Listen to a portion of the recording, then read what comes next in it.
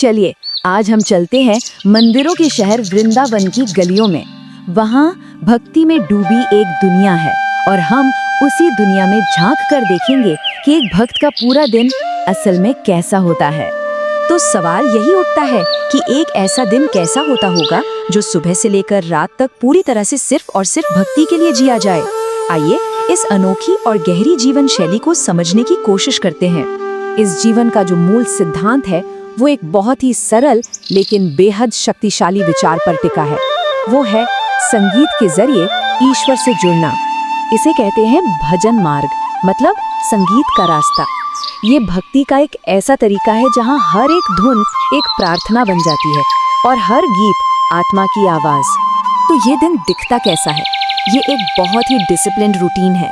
दिन की शुरुआत सूरज उगने से भी पहले होती है और देर शाम तक चलती है और हर एक पल का एक गहरा आध्यात्मिक मकसद होता है। दिन का आगाज होता है अनुशासन और पवित्रता के साथ, एक ऐसे समय पर जब बाकी सारी दुनिया सो रही होती है। इसे आत्मचिंतन के लिए सबसे पवित्र समय माना जाता है। जरा सोचिए, सुबह के 4 बजे आसमान में तारे हैं, चारों तरफ शांति है और भक्त जाग जाते हैं। इस समय को ब्रह्म मुहूर्त कहते हैं, यानी सृष्टिकर्ता का समय।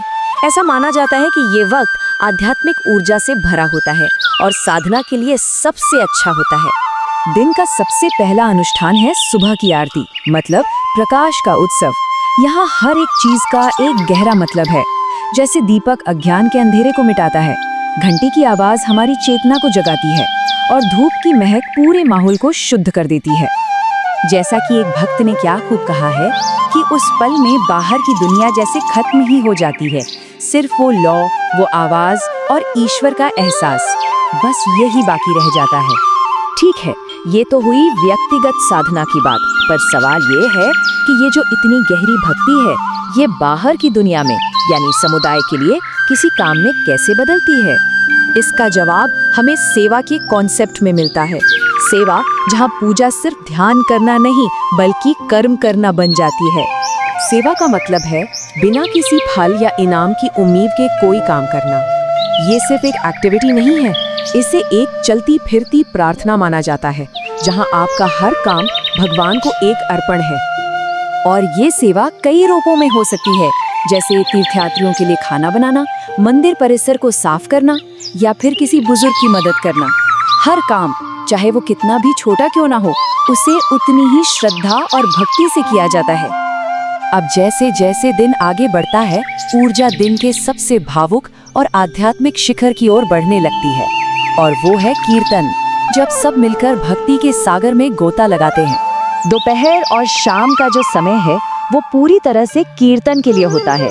ये एक कॉल एंड रिस्पॉन्स जैसा है, जहाँ एक व्यक्ति एक लाइन गाता है और बाकी सब उसे दोहराते हैं। अकेले में की गई प्रार्थना और कीर्तन में जमीन आसमान का फर्क है। अगर अकेले की प्रार्थना पानी की एक बूंद जैसी है, तो कीर्तन एक पूरे सागर की तरह है, ऊर्जा से भरा, शक्तिशाली और सबको साथ लेकर चलने वाला। और ये कोई 10-15 मिनट की बात नहीं है। एक भक्त हर रोज औसतन 4 घंटे या उससे भी ज्यादा समय कीर्तन में बिताता है। सोचिए ये किस स्तर का समर्पण है। इस अनुभव को यहाँ कितनी खूबसूरती से बताया गया है।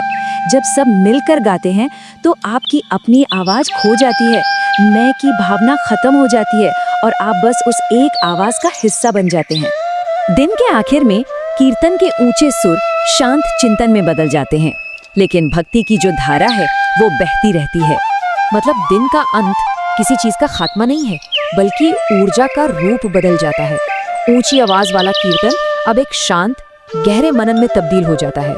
दिन की जो आखिरी औपचारिक गतिविधि है वो है सत्संग। इसका मतलब है सत्य के लिए इकट्ठा